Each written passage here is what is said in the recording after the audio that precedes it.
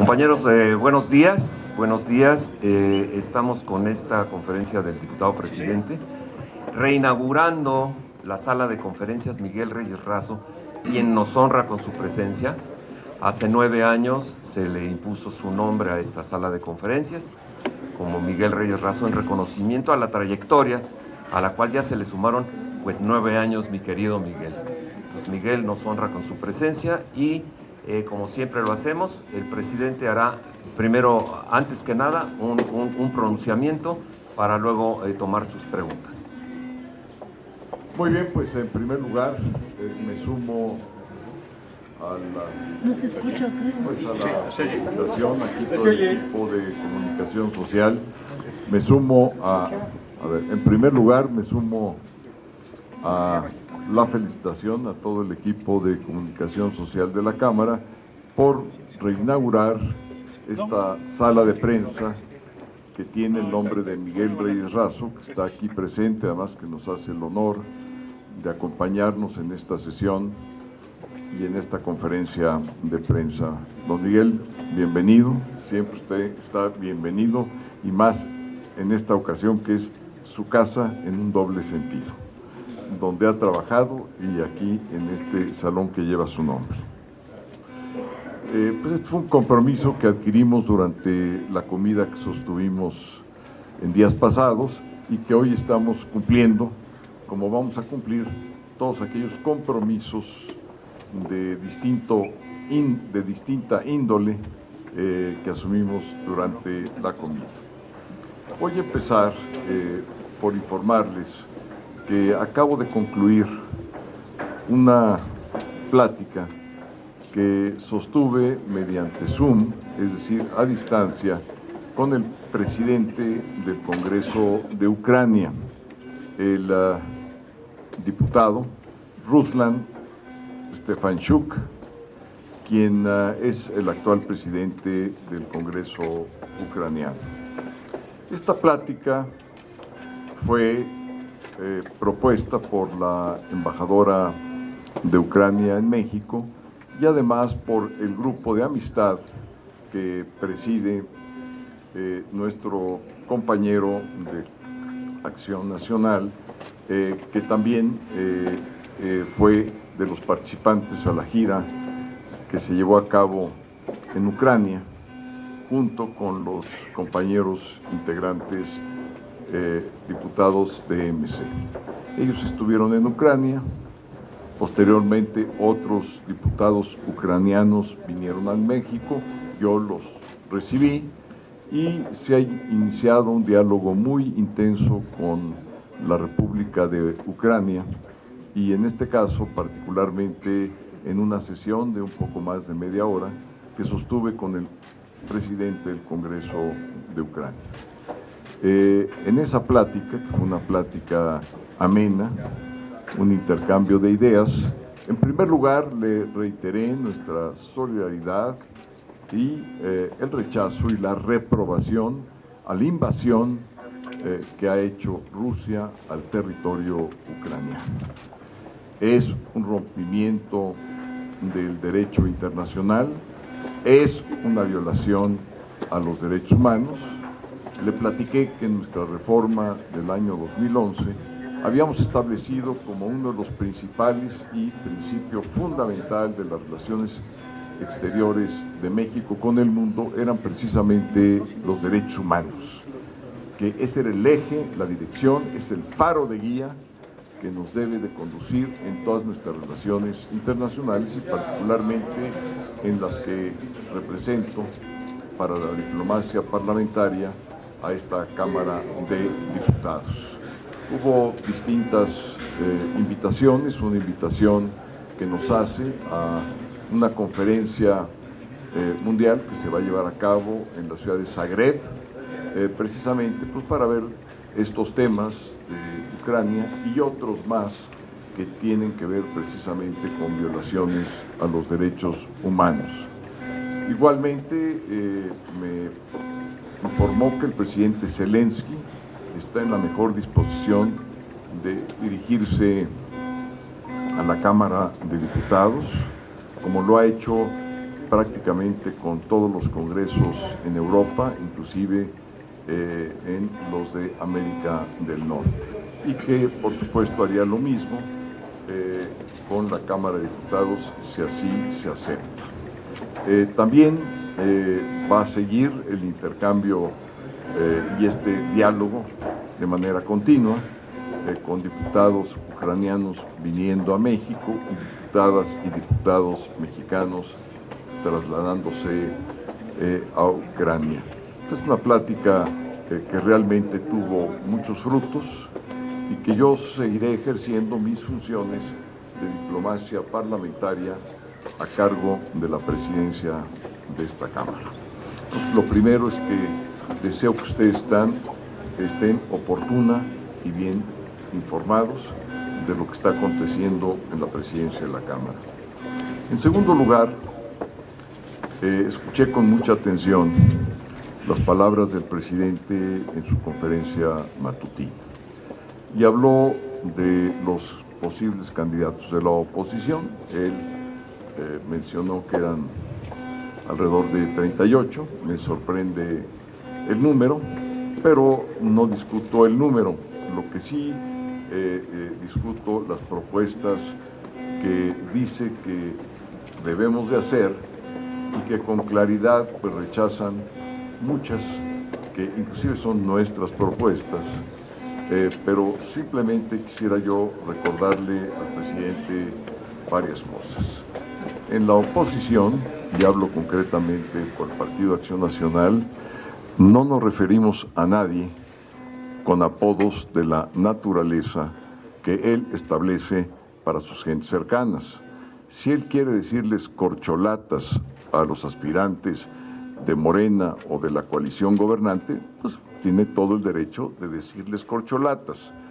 Para mí, el término corcholata, utilizado de la manera como lo señala el presidente, es un término de carácter despectivo.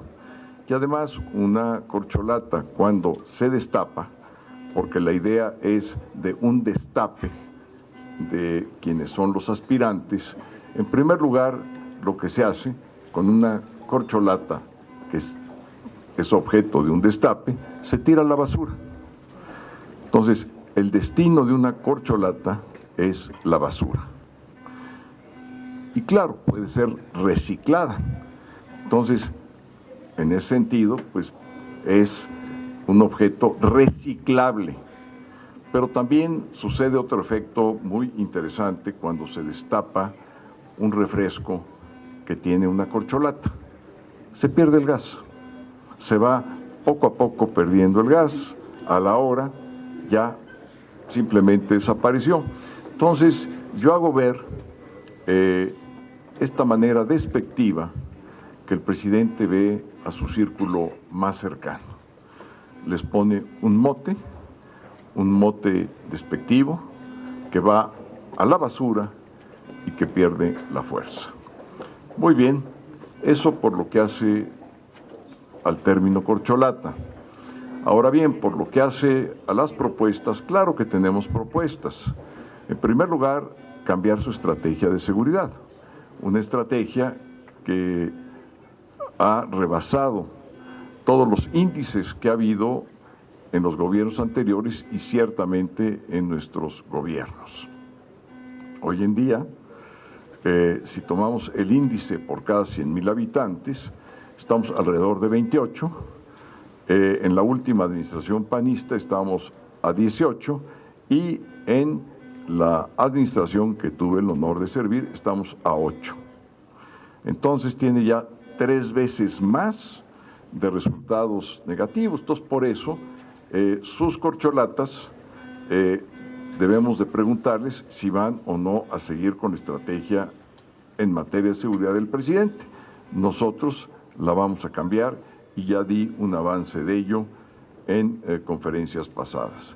Segunda pregunta, si sus corcholatas van o no a seguir con la política económica de cero crecimiento. Todos nuestros gobiernos tuvieron crecimientos positivos, moderados, sí, pero crecimientos positivos. Si sus corcholatas, yo les pregunto, si van a seguir con la misma política económica de cero crecimiento. Habló de la política social el presidente y dijo algunas falsedades. Por cierto, ya los programas sociales están en la Constitución y son obligatorios, porque la Constitución es la Constitución. Como la ley es la ley, la Constitución es la Constitución. Entonces no hay debate sobre los programas que ya están incorporados en la Constitución. De lo que sí hay debate es preguntarle a las corcholatas si van a seguir con la misma política económica del presidente López Obrador. ¿Por qué? Porque al día de hoy ha producido 6 millones de más pobres. Es decir, su frase de primero los pobres, pues cae a los suelos y también se va a la basura como se va una corcholata. La pregunta es muy clara. ¿Van a seguir con la misma política en materia de seguridad pública? ¿Van a seguir con la misma política en materia de economía? ¿Van a seguir con la misma política en materia social? ¿Van a seguir con la misma política en materia internacional de rompimiento de tratados comerciales y tratados del medio ambiente? Lo que va a costar eso. Hay que ver ya lo que está pasando con el Tratado de Libre Comercio con Estados Unidos y Canadá para darnos cuenta. Ya se cerraron la etapa de investigación y se va a abrir la etapa de los paneles para dirimir controversias. Si la controversia decide en contra de México, va a costar fortunas incalculables para una tesorería que ya está con muchos problemas para ejercer el gasto que requiere el país. Pero también yo les pregunto a las corcholatas si van a seguir con esa misma política de violentar los tratados internacionales y si van a seguir con la misma política de aliarse con las dictaduras que están al sur de nuestro continente, con Cuba, con Nicaragua, con Venezuela. Nosotros no lo vamos a hacer. Nosotros no vamos a romper con los tratados comerciales ni con los tratados de medio ambiente, los vamos a honrar.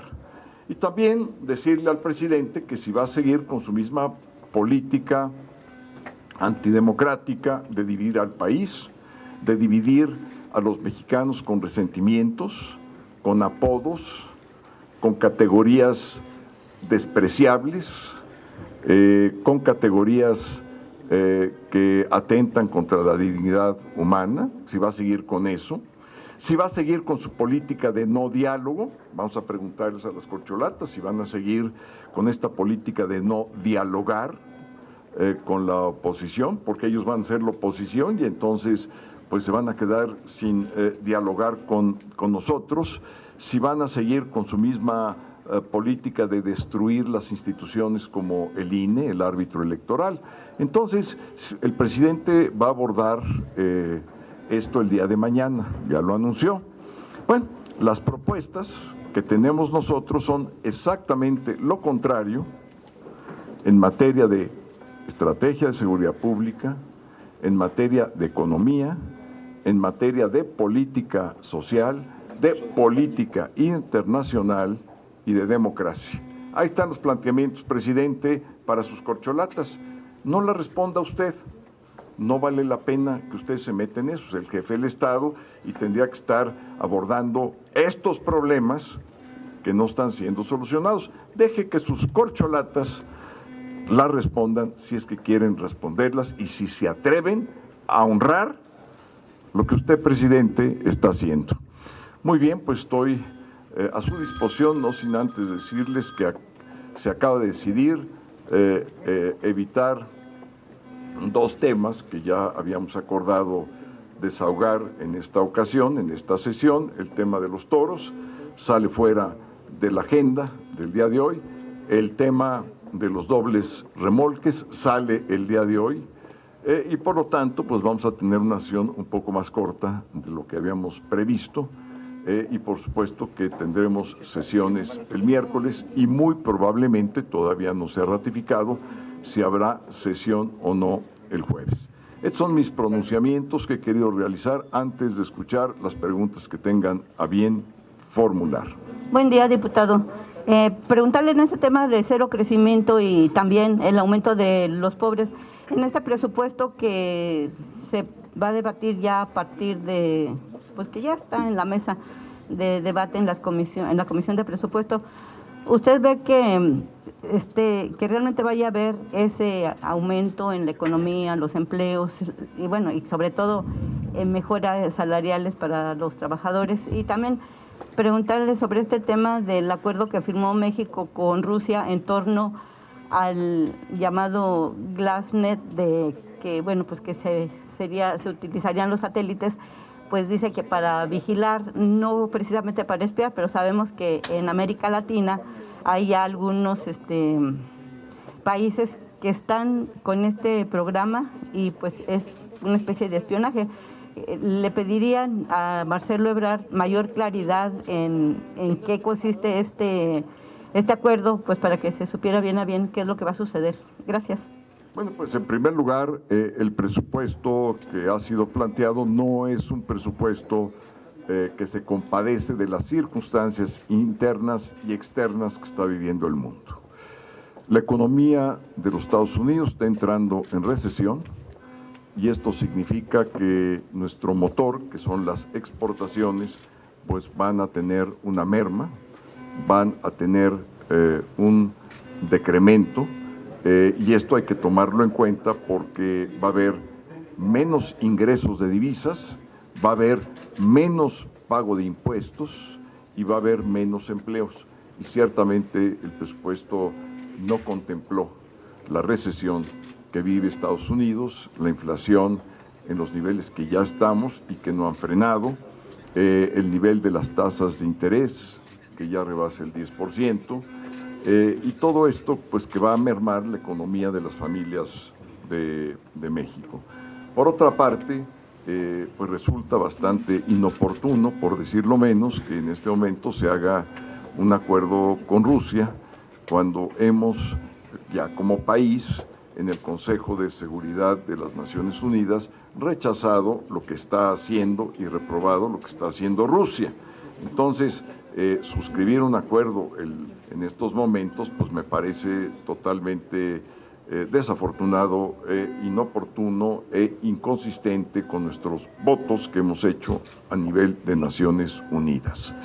Por otra parte, ciertamente, pues vamos a requerir toda la información y si es un acuerdo que amerita, por ser obligatorio, que amerita el proceso constitucional, pues vamos a esperar que esto se dirima en la Cámara de Senadores y se aplique a plenitud.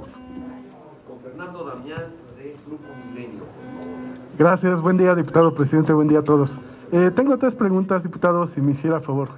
La primera de ellas, ¿se refería usted a la disposición del presidente de Ucrania a intervenir vía remota ante el Pleno de la Cámara de Diputados? ¿Cuál es el procedimiento que se va a seguir aquí? ¿Va usted a proponerle a la Asamblea este tema? ¿Se va a manejar por conducto de la Junta Directiva? ¿Cuál sería el procedimiento para responder a esta disposición? El segundo tema, nos comentaba que pues decidieron posponer, aplazar los temas de la prohibición de la fiesta brava y la circulación de los vehículos de doble remolque. En este sentido, ¿qué explicación se dio? ¿Hay algunas presiones? Son 2 temas que sin duda pues muchas veces responden a intereses económicos y pues hay cabilderos que se han dedicado por años a frenarlo. ¿Cuál es la situación de estos 2 temas? Si se pospuso indefinidamente, si se van a ver en sesiones posteriores en los próximos días. Y el tercer tema, entiendo que la Cámara de Diputados está preparando una carta al Congreso de los Estados Unidos en protesta por el tráfico, el trasiego de armas que están generando la violencia en México. Si nos puede dar detalles de este tema, por favor. Bueno, pues en primer lugar,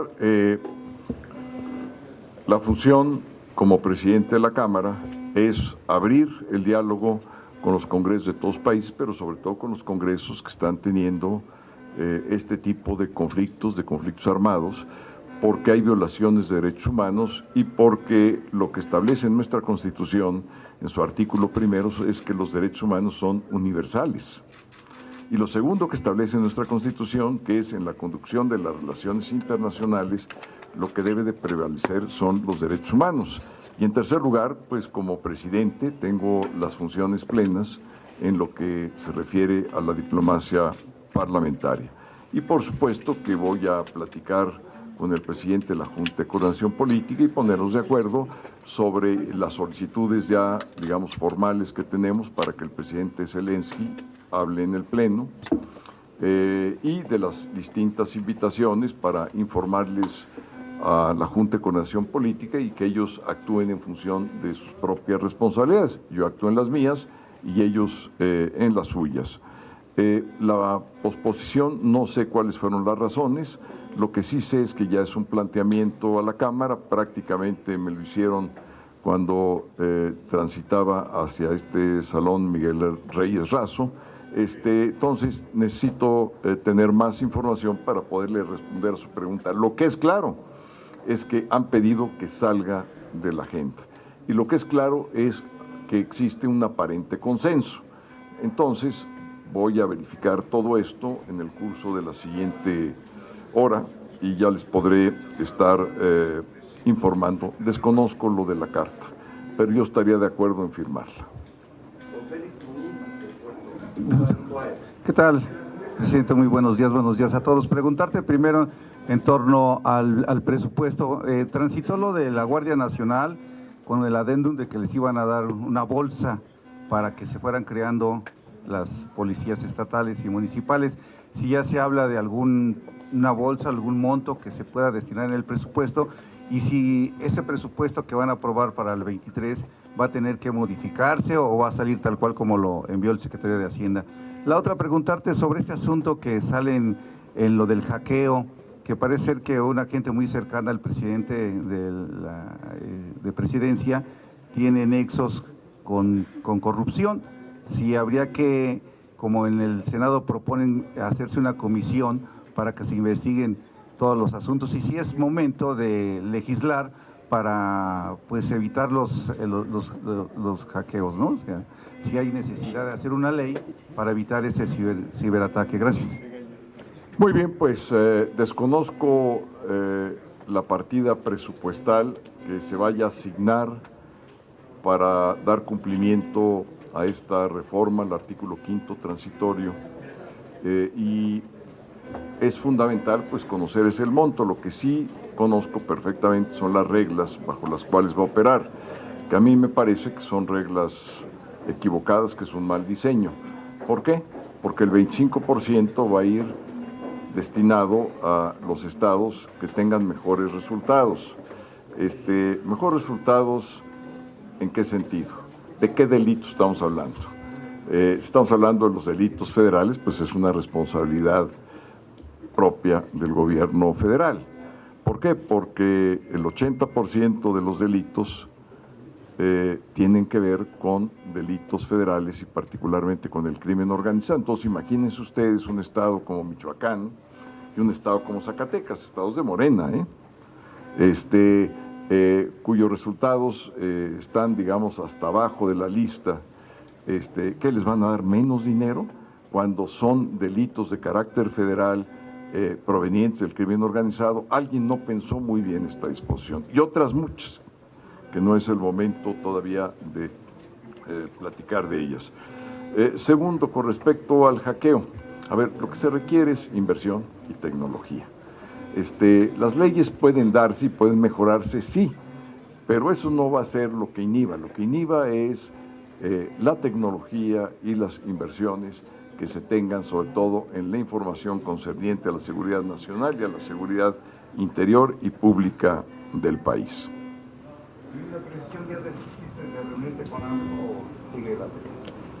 Mira, yo estoy siempre en plena disposición para dialogar con quien sea, y particularmente con quien tenga opiniones críticas a la oposición, como hoy las expresó el presidente. Pues con más razón tendría yo de ir a platicar con él, pues para decirle por qué no somos corcholatas, cuando menos para explicarle que ese término denigra a una persona. Señor Manuel Velázquez, del periódico La Razón. Presidente, buenos días. Oiga, preguntarle sobre la situación que prevaleció en el caso de Zacatecas, donde al parecer hubo una asesoría por parte de autoridades estadounidenses en materia de seguridad, que esto no le pareció al presidente, salió el gobernador a desmentir esto, pero pues hay una imprecisión en este caso, que nos regalaron un comentario. Y la otra sería, en el sentido de, pues ahorita usted está comentando lo del presidente de Ucrania, ¿no le da temor de que pues, usted se está adelantando en este caso, cuando el presidente de la República ni siquiera ha manifestado algún apoyo hacia Ucrania? A ver, las dos cosas. En primer lugar, no me estoy adelantando a nada, simplemente estoy siguiendo los votos que emitió México como país, como Estado, en el Consejo de Seguridad de Naciones Unidas, en lo que ha dicho el propio secretario de Relaciones Exteriores, condenando la invasión de Rusia en Ucrania. Seguí esa misma política, esa misma guía. ¿Por qué? Porque ahí están los votos de México en el Consejo de Seguridad de Naciones Unidas, que por cierto es la máxima autoridad en Naciones Unidas. No hay, digamos, una autoridad mayor. En lo que hace Zacatecas, hay que entender muy bien lo que pasó. Si fue un diálogo, es perfectamente entendible que se tenga ese y otros más. Si esto tuvo un efecto de carácter jurídico, que no lo creo, pero por lo que he leído, pues no lo va a tener, entonces no pasa nada, simplemente fue algo que se dio en un diálogo entre el embajador y distintas autoridades del gobierno americano, que lo que yo sí espero es que estén debidamente acreditadas por su embajada y que estén con los documentos migratorios para hacer ese tipo de funciones. Eso es todo. Y la última pregunta, por favor, Nena. Muchas gracias. Presidente, muy buenos días. Preguntarle, pues de nueva cuenta, es algo histórico ya parece, ¿no?, que queden en suspensión estas iniciativas de los camiones y de los animales, ¿no?, lo de los toros. ¿Hay presiones por parte del empresariado en estos dos sectores que están influyendo de nueva cuenta en pausar estas iniciativas? Mire, lo que yo le puedo decir es que conmigo no las ha habido. Y yo no creo que ningún diputado o diputada deba, digamos, actuar por presiones, porque presiones siempre existen. Es parte de la política, parte del trabajo legislativo. Cualquier autoridad tiene presiones al tomar decisiones y tiene que hacer una valoración de los intereses, de cuáles son los intereses correctos y cuáles no lo son. Entonces, pues seguramente han tenido diálogo muchas diputadas y diputados con quienes pudieran resultar afectados por estas decisiones. A mí eso no me parece equivocado. Lo que me parecería equivocado que esas presiones se traduzcan en violentar la libertad y el voto de las diputadas y los diputados de esta Cámara. Para finalizar, señor don Miguel Reyes Razo, quiere hacer un uso de la palabra. Con mucho gusto, don Miguel. Adelante. Muchas gracias, buenos días a todos, compañeros. Muchas gracias.